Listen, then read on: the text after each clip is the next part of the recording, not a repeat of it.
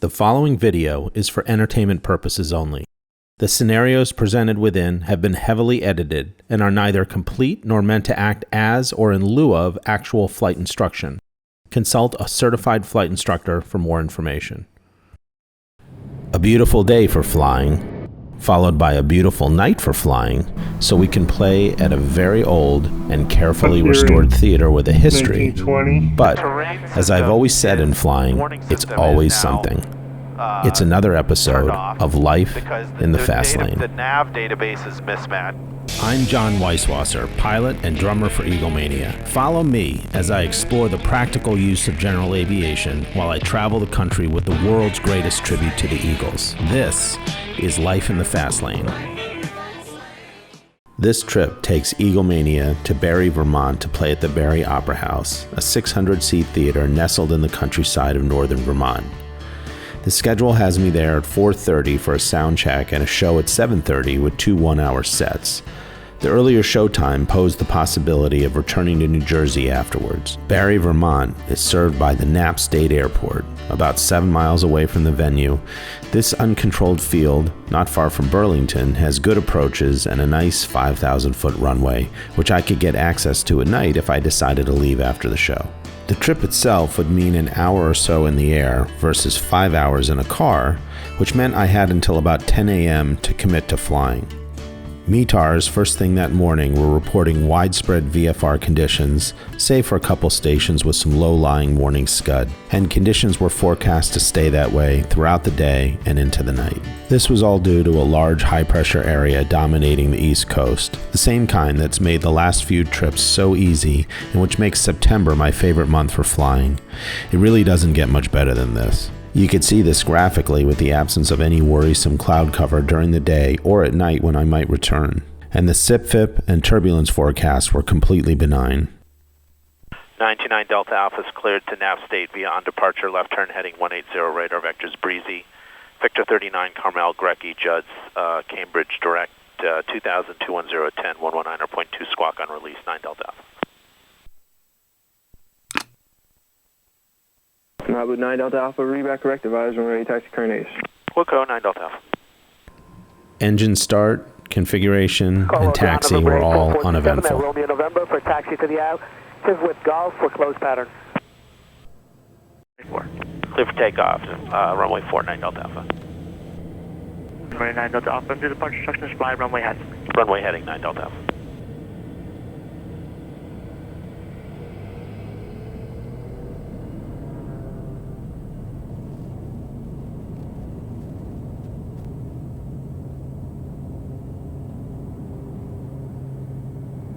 Tower, Fullerone, Papa is still clear to land, correct? Fullerone Papa, affirmative, runway 4, clear to land, wind calm. Roger, Fullerone, Papa. 29 Delta Alpha, contact near departure 19, 2 safe flight. Departure 9 Delta Alpha. Air departure, Meridian 929 Delta Alpha, 1000, climbing 2000, runway heading.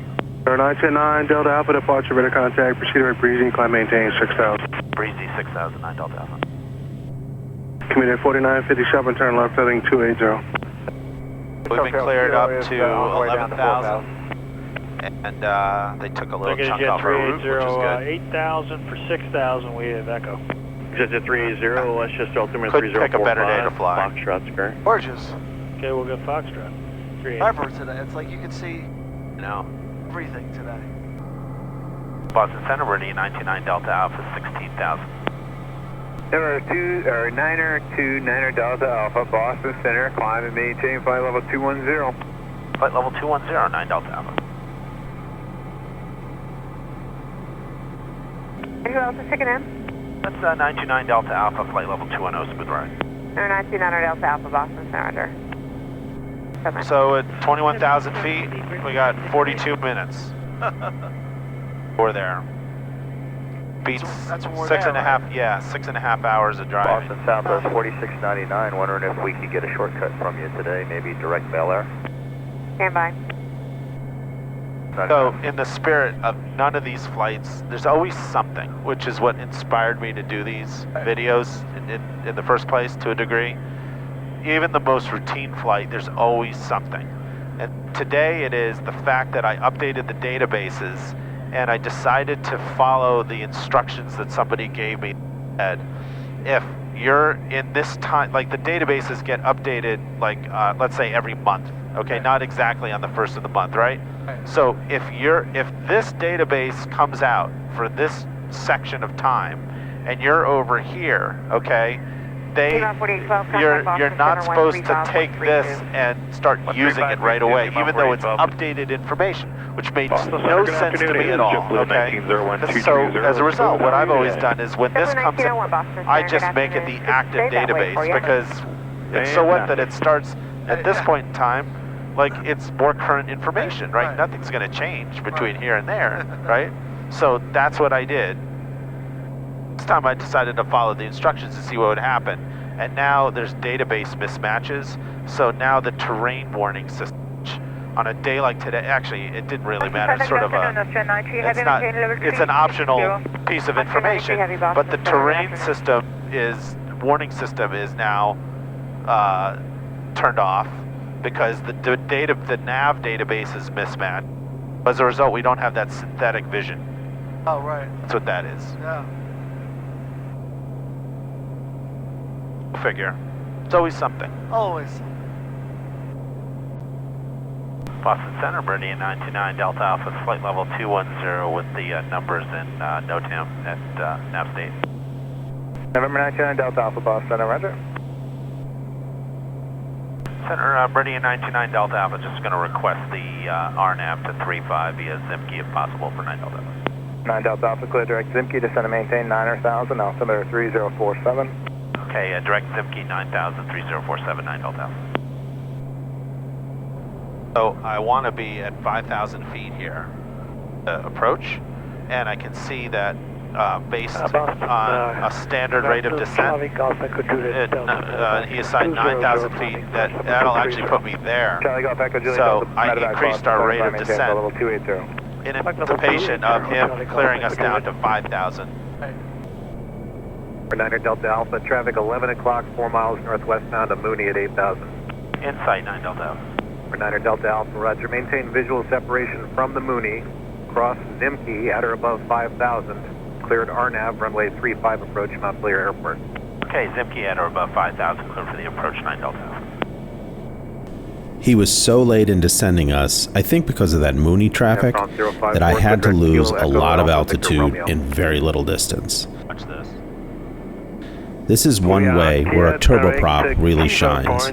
I put the autopilot in filch mode at 180 knots and just idled the engine, and we were going down at 3,500 feet per minute.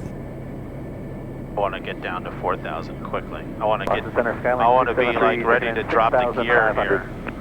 Alien 673, gave me such a late descent. 3045. 045, 673. November 929 Delta Alpha, radar contact lost. Change to advisory frequency approved. Okay, advisory, thanks for your help, and we can cancel 9 Delta Alpha.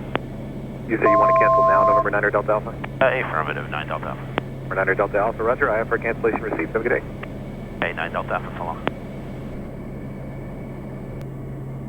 Nav state, Meridian is on a 9-mile straight-in final for 35 at nav state.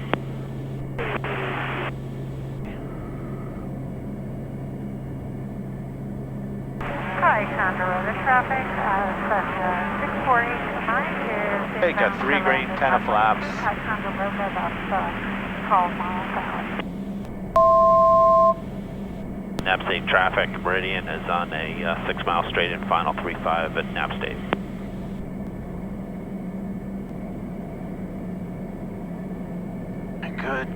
Good. Nav state traffic, Meridian on a 4.5-mile straight-in final on the LNAV at nav state.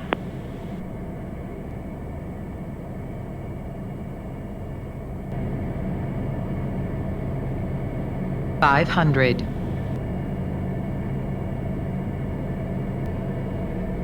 Montpelier traffic, pacer is 4 miles to the northwest for landing Montpelier, 2,800 feet descending.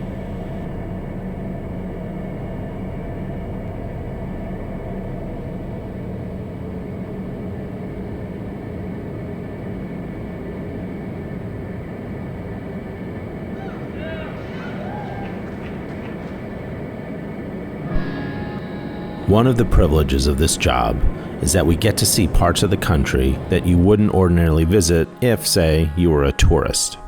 Mostly smaller towns that are nestled into the countryside that the actual Eagles would never ever visit, which is why I think that we do so well in them.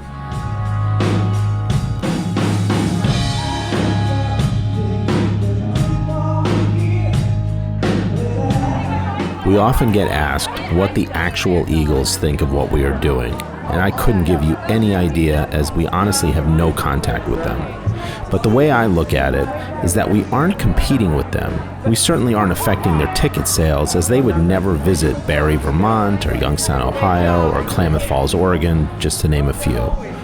On the other hand, they have fans there, and when we play the Eagles music for them, we are keeping the brand alive.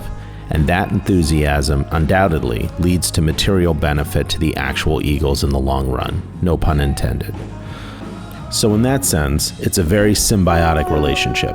They provide the content, and we promote the brand without stepping on their toes.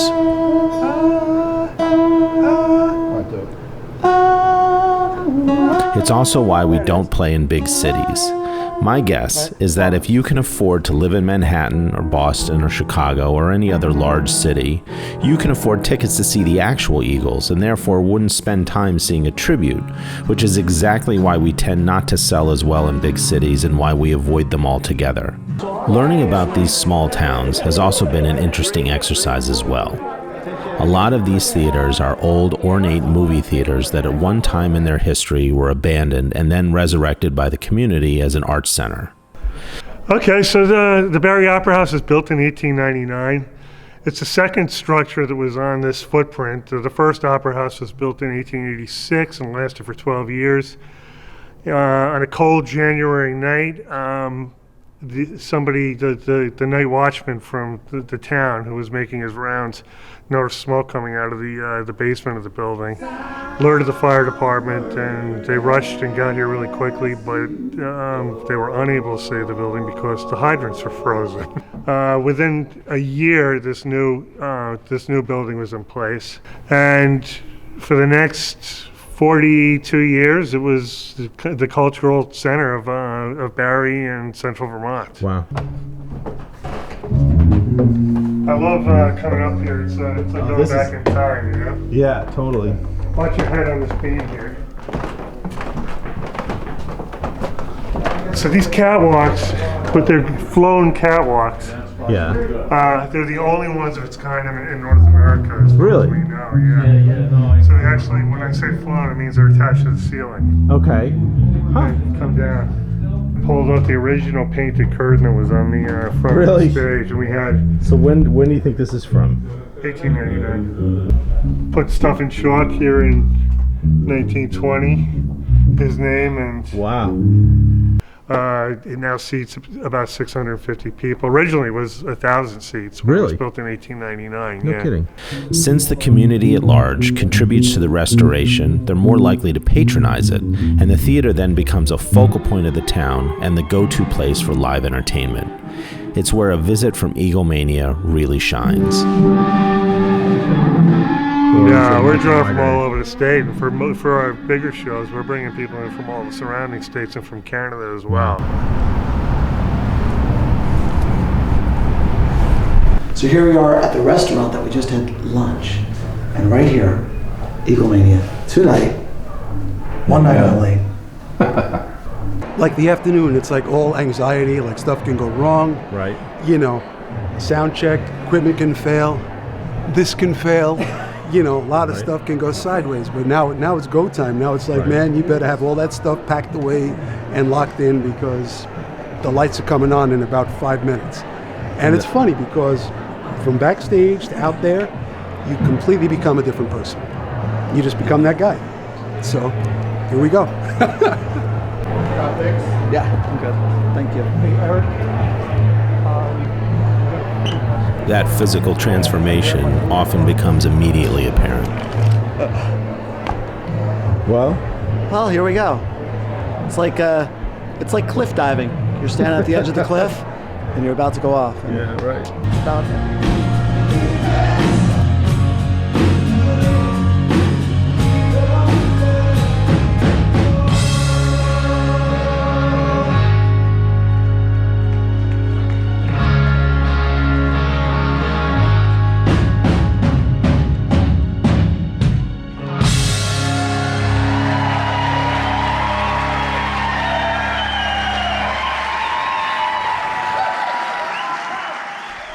Right after the meet and greet, I started briefing the flight back. All the stations between Napstate and Caldwell were reporting VFR, and TAFs for that evening were no different.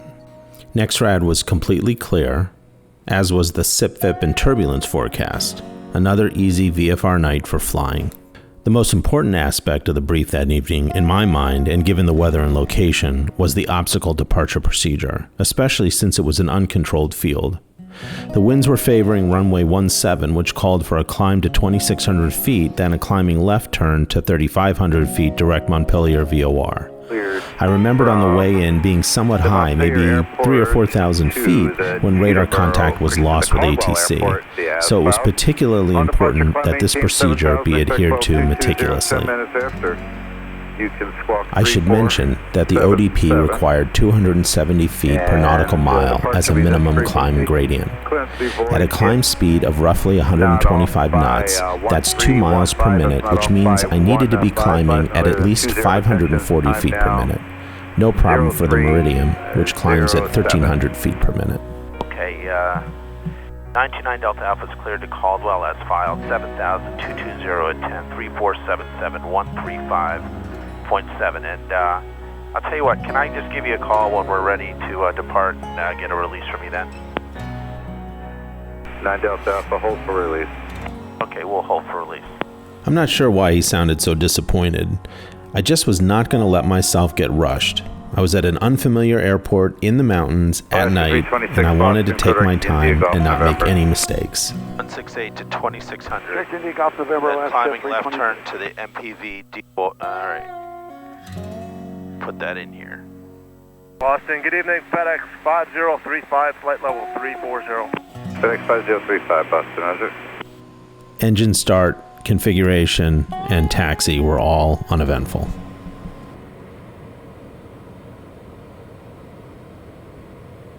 Boston Center, Meridian 929 Delta Alpha is holding short of runway 17 at Napstate, and we're ready for departure.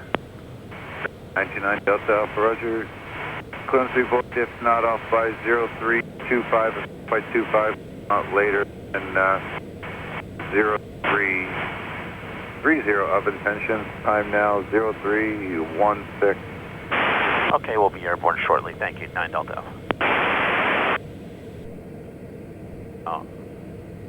Napstate traffic, Meridian 929 Delta Alpha is taking runway 17, departing to the southeast at Napstate.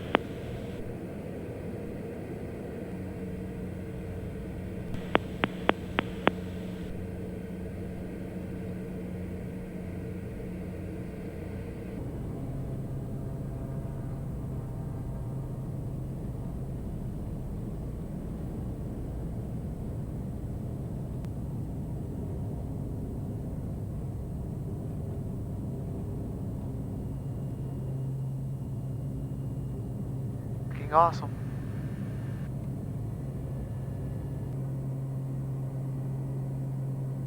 Okay, good switch. Boston Center, Meridian 929 Delta Alpha is passing 2.8, climbing 7,000. 929 Delta Alpha, roger. Climb, maintain full 220. 220, 9 Delta Alpha. November 929 Delta Alpha, contact Boston Center 121.35. 12135, 9 Delta Alpha, so long. Delta 66. We were given an unrestricted climb into the flight levels. Boston Center, good evening, Meridian 929 Delta Alpha's flight level 220, occasional light. Delta 32, Boston Center, good evening, and November 929 Delta Alpha, Boston Center, good evening. We're at our filed altitude. 45 minutes to go, and we're about 40 miles north of Albany. George. Again? Lake George is right there. Yeah. 9 Delta Alpha, contact Boston Center 134.3. Have a good night. 134.3, 9 Delta Alpha, you have a good night. And literally, after 15 minutes at flight level 220, we were descended out. Boston Center, good evening, Meridian 929 Delta Alpha is leveling 14,000.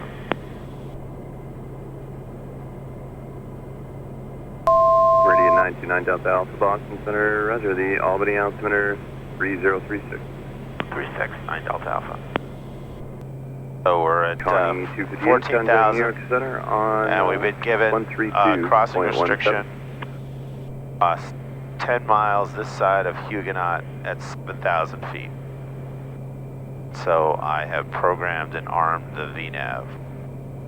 Using the along track offset function coupled with the vertical navigation features in the G1000 makes a huge difference when given crossing restrictions. Caldwell, Essex County Airport. Automated weather observation 0408 Zulu. Wind 320 at 03. Visibility 10. Sky condition overcast 4,400. Temperature 11 Celsius. Dew point 06 Celsius. Altimeter 3037. Remarks. Density altitude minus 700.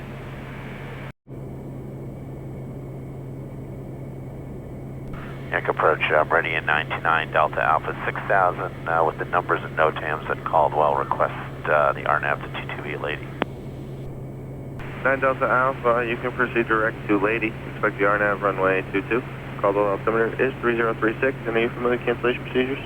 Affirmative, and we will probably cancel with you in the air once we're a little closer for 9 Delta Alpha. We'll proceed direct Lady for now.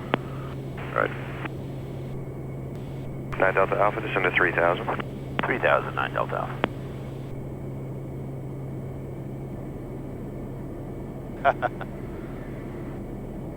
Hey, Romeo Bravo, turn right 100. Right turn 1008, Romeo Bravo. 9 Delta Alpha, cross Lady at 3000, cleared the RNAV, runway 22 approach. Okay, Lady at 3000, cleared for the approach, 9 Delta Alpha. Some view. That's amazing. Huh. 9 Delta Alpha, radar service terminates, frequency change approved, don't forget to cancel.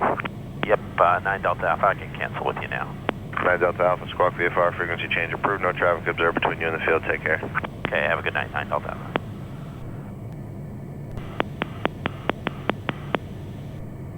Great. Pilot controlled lighting. Get like 3 times for low, 5 for medium, 7 for high. You can adjust, like, see the runway? Do you see it straight ahead way out there? Yes. Watch this. Now it's bright. It's wild. Cool? It's fun. Ow. Okay.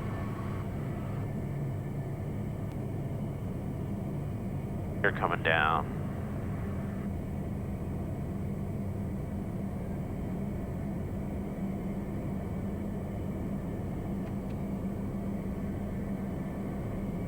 Manual, lights. We got one more notch of flaps to go. And the gear is 3 green, and we're depressurized. Call traffic, Meridian is on a 4 mile straight in final for 22 at Caldwell. Okay, one last check. All good, full flaps, 3 green.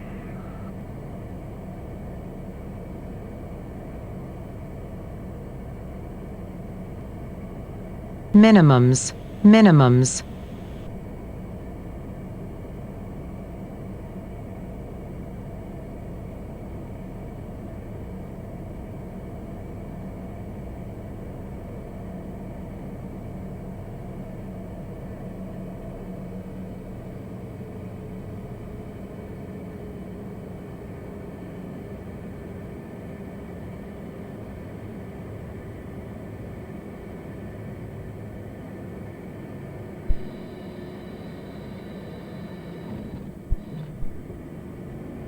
Next time on Life in the Fast Lane. 3 interesting VFR flights to 3 airports for 2 shows, one with a Clapton tribute and the other a sellout at one of our regulars. It's another jam-packed episode of Life in the Fast Lane.